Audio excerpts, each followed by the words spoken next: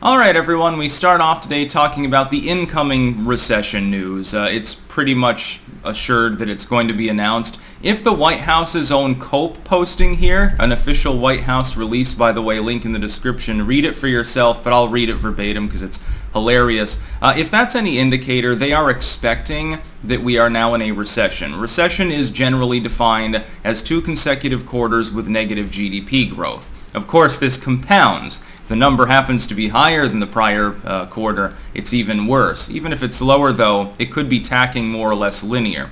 We see some COPE, and it doesn't surprise me in the least. Joe Biden's administration has been marked by blame shifting for the entire time. So Afghanistan wasn't his fault, inflation wasn't his fault, unless it was ticking down slightly, then it was completely his plans. Gas prices were Putin's fault until they fell a little bit more recently. Now Joe Biden is singularly in control of the oil markets of the world. And now we have this COPE as we await Thursday. That's presumably when we're going to get the declaration of the Q2 GDP non-growth. The Fed's forecast shows a very, very high 90+% possibility that it was negative.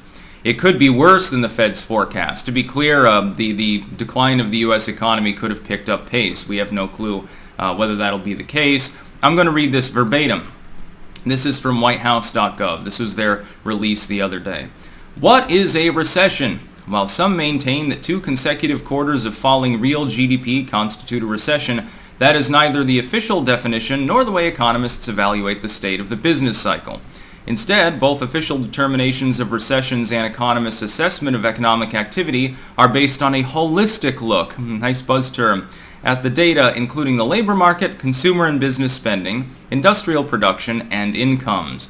Based on these data, it is unlikely that the decline in GDP in the first quarter of this year, even if followed by another GDP decline in the second quarter, indicates a recession.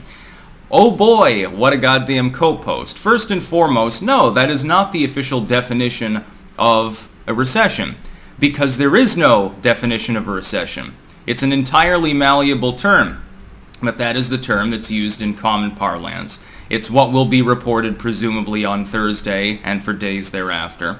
And people on the left will blame shift. They'll blame Ron DeSantis for not locking down his state more or something. Ultimately, though, the buck will stop here, and it will erode Joe Biden's polling further, which he can't really afford because he's in the mid-30s at the moment in approval. That fact is that if GDP has fallen for the second quarter, that is a recession. That is the colloquial parlance used by the public and by most economists and bankers, etc., for that term. We even see that this COPE is attempting to preempt people that are allied with Joe Biden. They're like, well, we're probably already in a recession here, so, brace yourselves. Don't worry, though. Their initial COPE was it'll be V-shaped, so it'll be a real quick recession, then we'll get back to business in the next couple of months. I'm skeptical as to whether that will happen, though, because business confidence happens to be so low. It is interesting that they point out incomes with regards to this. And I don't know how smart of a strategy that is to put that in your COPE post with regards to the incoming Biden recession. That's because real income, wages have risen, but they're tacking so far behind inflation that the real purchasing power of the dollars that people are making is now considerably lower. It's pacing several points behind inflation and has been doing so for about half a year. That means people are losing wealth. Production is down. The idea of industrial production being, by the way, a worthy metric of that means nothing. If your GDP is falling, it doesn't matter if you're producing more goods. I guess you're not selling them. Wouldn't that indicate a lack of demand and therefore recessionary conditions? Well, if people's purchasing power is lower, you would expect that to happen. You can produce 10 times more computers, but if nobody's buying them, it doesn't indicate a healthy economy. It indicates a shit economy, especially when you end up having to lower the prices because you're pumping out more goods. You would think things would balance themselves out. That is not the case in the Biden economy. But yes, as far as the way that economists evaluate the state of the business cycle, who cares? It depends on the economist. If it's someone that's on Biden's payroll, of course they're going to be more reluctant. If it's Paul Krugman, they'll be more reluctant to admit to the reality. The reality is this. We are in a recession. I don't even need to see the Q2 numbers to know that.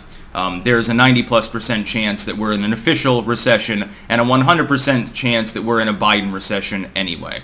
If we're not going to have an official definition, then I can just declare it a recession right now, right? Even if Q2 grew, which I don't think will happen, we could still be in a recession. You're telling me I have to take a holistic view of things. Okay, low labor force participation, inflation higher than it was under Jimmy Carter. Even with the screwy, fudged up inflation numbers, the core inflation total that's given out to the public now, you're still at about the same level as the expanded inflation numbers that we used to use. Okay, there's number 2. Number 3, business confidence is at a near all-time low. That's not good. Consumer confidence at a near all-time low. Real wages are falling precipitously. Okay, I've taken up a holistic view. We're in a recession. I don't even need to wait for the Fed's official numbers. I'll just go by the Atlanta Fed's forecast that they gave last month and say, yeah, indeed, we're in a recession. So this is a massive cope. They're putting this out now. Think about it this way. If they expected that Q2 wasn't negative, would they have put out this particular presser? No. They don't even want to bring up the specter of a recession or anything closely approximate to it. For months now, we've had nothing but glowing appraisal of the U.S. economy by the Biden administration. One of their big selling points is, well, we got record amounts of jobs. We got record job growth. We solved the problems caused by evil Orange Man. Meanwhile, on economic issues, Biden is so deep underwater, people are begging Jimmy Carter to displace him. It's like, fire Kamala, get Jimmy Carter in as VP, and then resign. Yeah, things would probably be better. They'd probably be less bad off than we are currently. If we go back to the old inflation metric, certainly Biden has managed to do more poorly than Carter. Now, there is one admission to make. Not all of this is Biden's fault. A significant proportion of all of the damage to the U.S. economy, beyond the energy sector and things related to Ukraine, that's all Biden's fault. A large proportion is lockdownerism. States locked down their economies, crippling small businesses, crippling entrepreneurs, creating wave after wave of joblessness, new business regulations that suppress growth, and most importantly, throttling the supply chains in the United States. While Joe Biden is culpable for having promoted doing so for many, many months, he did this for the first 6 months of his asterisk administration. He didn't force any state to do this. This was gubernatorial in nature. Biden's big role is extending the emergency situation with regards to the pandemic and encouraging such behavior.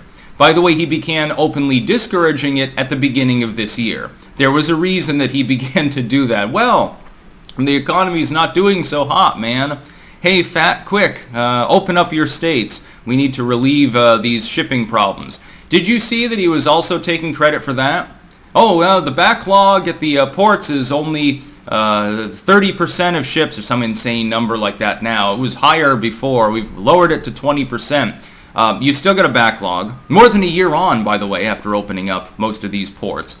You have pledged money to expand the port system, which is actually a good idea because clearly there are supply chain issues with our port system as it is today. One of the few things Biden's done that didn't totally suck. Too bad it'll be over budget and over time. The problem is that expansion takes years and years because of red tape and hasn't even kicked in yet. Biden attempted to take credit for this. There's no credit to take. You didn't do anything. Your infrastructure bill has created no jobs. Build Back bullshit never got passed, so you can't take credit for that. It got stripped apart and thrown out. The so-called rescue plan that Joe Biden pushed just caused mass inflation. You gave money to the lower classes, but then you depreciated their wages so much that they actually have less money than before you gave them free, funny money, which you robbed out of their own pockets to begin with in the form of inflation. They've made negative amounts of money under Bidenomics, under Biden's plans. The truth is, we are in a recession. We have been since the year began. Everything with regards to these numerics is retrospective. It's not we entered a recession here and now. It's we've been in a recession for 2 quarters straight. If GDP is declining, if productivity is down, if buying is down because wages are depreciating for the lower classes, the bulk of society, middle class on down, that's a scenario in which you also get something that's even worse than a recession. You get stagflation. I've been warning of this for more than a year.